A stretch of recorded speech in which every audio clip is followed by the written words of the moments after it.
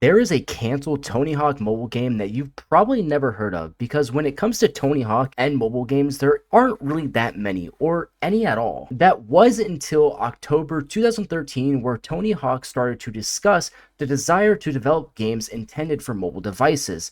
And then 4 months later, in February 2014, a new entry in the Tony Hawk franchise would be born, that being Tony Hawk Shredded Session. Later being confirmed by Tony Hawk that this would be a mobile exclusive game. But what happened with that game? Well, for starters, we have to understand what the game was. So Tony Hawk Shredded Session was a mobile endless runner game similar to games like Temple Run, which was super viral back in 2013, so that's kind of why they were kind of jumping on that trend. The game features linear gameplay, often called as lane runners. Each track consists of 3 separate lanes, which the skater may switch between by swiping left or right. It is possible to grind and perform tricks on these slopes. And there was a bunch of playable characters such as Tony Hawk, obviously, and others like Chris Cole and David Gonzalez. And there were 5 unique levels such as Warehouse, the Dock, and South Bank. So what really happened with this game? Well, 4 months after the game was revealed, it got an official soft launch in New Zealand and Australia.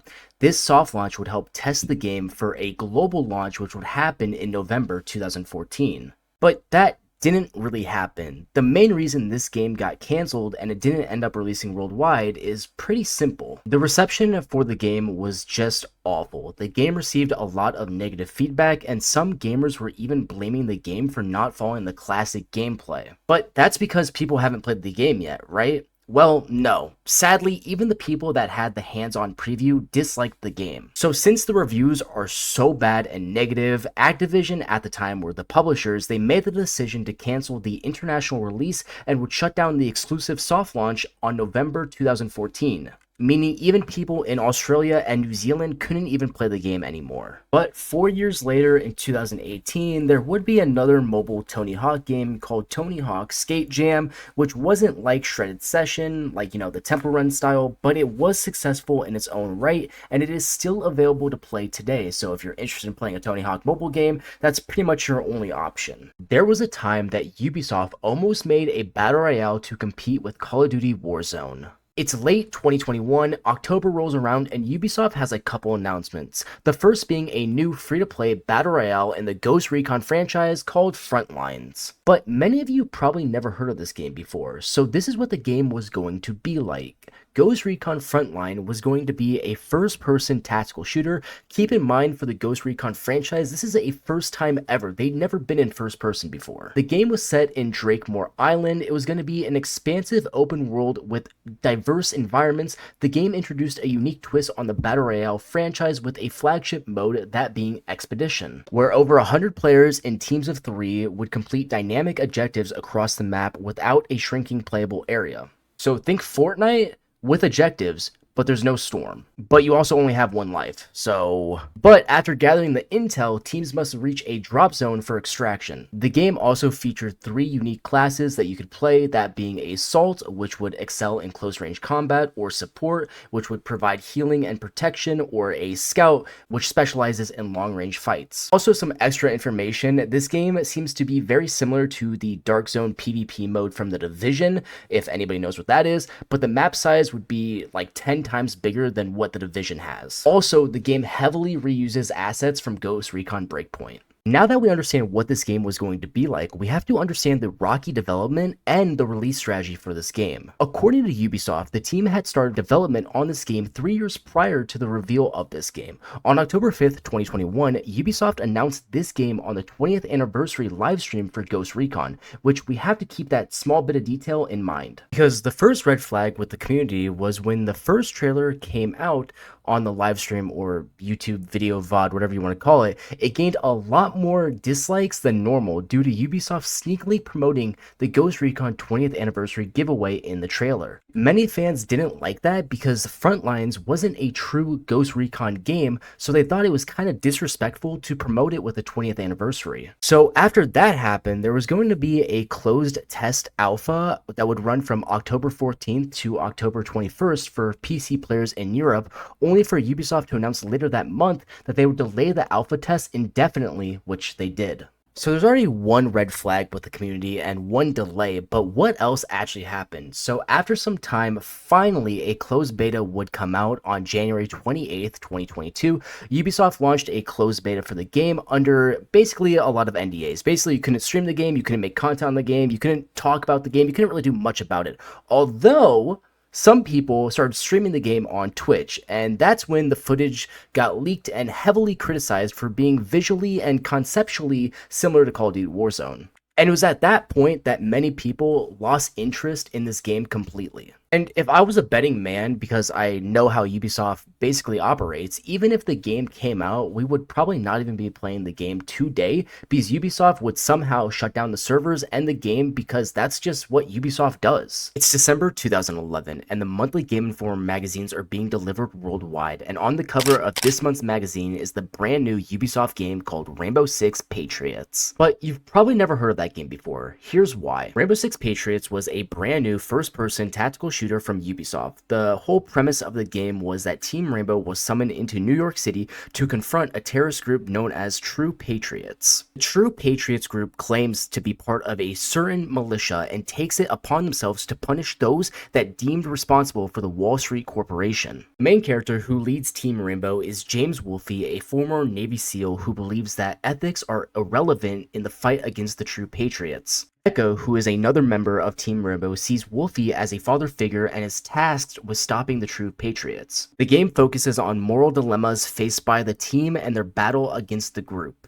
So the game seems great for its time, but the history and the development for this game is a little rocky. You see, early on, Ubisoft released an early announcement trailer on November 4th, 2011 to get ahead of a potential gameplay leak. The trailer that Ubisoft did end up releasing was a pre-rendered concept from 2010, and it showed no actual gameplay footage. But this is where the downhill actually started to happen with this game, because in March 2012, a significant change occurred to the development team with the removal of the creative director, the narrator director, lead designer, and the animation director. Following this, news about the game got really scarce, and there was no information until about a year and a half later in May 2013 when GameStop removed it from the database and canceled all pre-orders.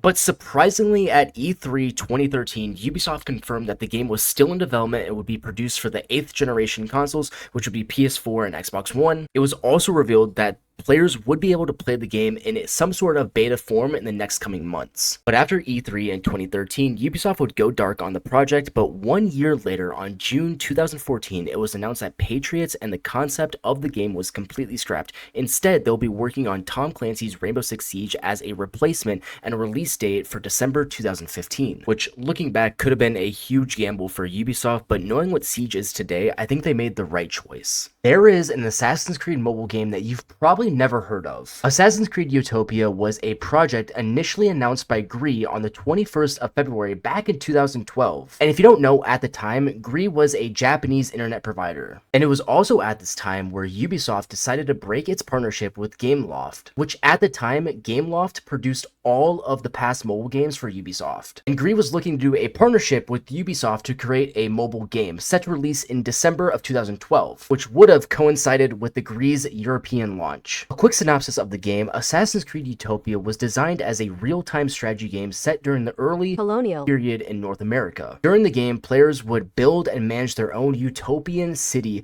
on Recon Island. The game drew inspiration from both American and European styles while battling against rival colonies for resources. The game aimed to blend the current Assassin's Creed series with the Gree's expertise in social gaming. The whole goal for this was Ubisoft was intending to attract fans that weren't really engaged with console gaming at the time by offering a unique social experience on mobile. Some key features that this game had was city building, where players could construct buildings and collect resources such as gold. It had combat with abilities such as guard, attack, or auto attack. Units were in the game where military units included spearmen, axe-wielding fighters, and archers, which seems decent at the time, maybe like a Clash of Clans inspired game, But what happened with the game? To know what really happened, we have to start from the very beginning, because at first when this game was announced, the project was receiving a lot of delays with no real updates. That was until a couple months later in September 2012. This is where the hype really began, because in September it got a playable demo at the Tokyo Game Show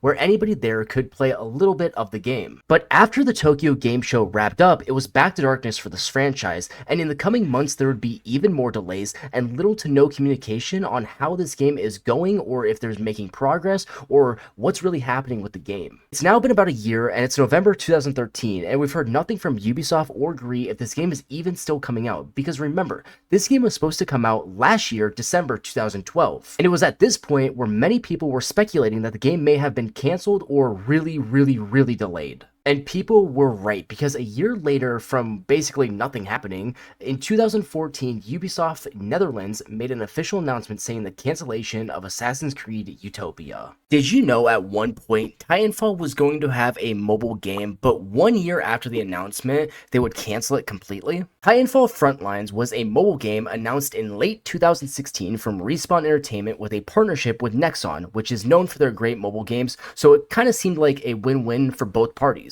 So what was Titanfall Frontlines? Well, the game was a card game revolving around decks of burn cards similar to Hearthstone or the Elder Scrolls Legends. But unlike the other mentioned games where it's turn-based and players would play in turns, Titanfall Frontlines was played in real time. The gameplay loop is where the player would collect and place pilots, titans, and burn cards to do damage to their opponents. Pilots and titan cards could be combined to do extra damage. So here are some in-game screenshots of the game. This is what the game looked like on your mobile device. Obviously, your opponent would be on the other end and you would be on the close end to you. And here are what some of the cards looked like in-game that you can use to battle. So yes, this game was essentially Hearthstone. So what really happened with this game? Well, since it was announced and set to release in late 2016, many people were speculating that this game would come out and coincide with the major release of Titanfall 2 coming to major platforms like Xbox One and PS4. So this would kind of be like a spin-off on your mobile device that you could play like whenever. And it kind of seemed like they were right, because in the middle of September 2016, Titanfall Frontlines was soft launched on Android in the Philippines. But the so-unquote beta that was released, the game was in such a rough state that nobody was really enjoying it. But after the soft launch, this game would go back into complete darkness because time would pass, the main game, which would be Titanfall 2, would come out in late October, and no mobile game was in sight. That was until 2017, so it's the next year, it's January 2017, and people are getting their hopes up, but unfortunately, in the middle of January, they confirmed the cancellation of Titanfall Frontlines. But they also said that they would be working on a new Titanfall mobile game called Titanfall Assault, and they would use most of the assets from Frontlines to make this game. And surprisingly, this game did come out, but it kind of got shut down a year later, because these guys at Respawn don't really know how to make a mobile game. And here we are, it's 2024 and there is no Titanfall game on any mobile device. Even Apex Legends, which is a spin-off of Titanfall, even Apex Legends Mobile got shut down.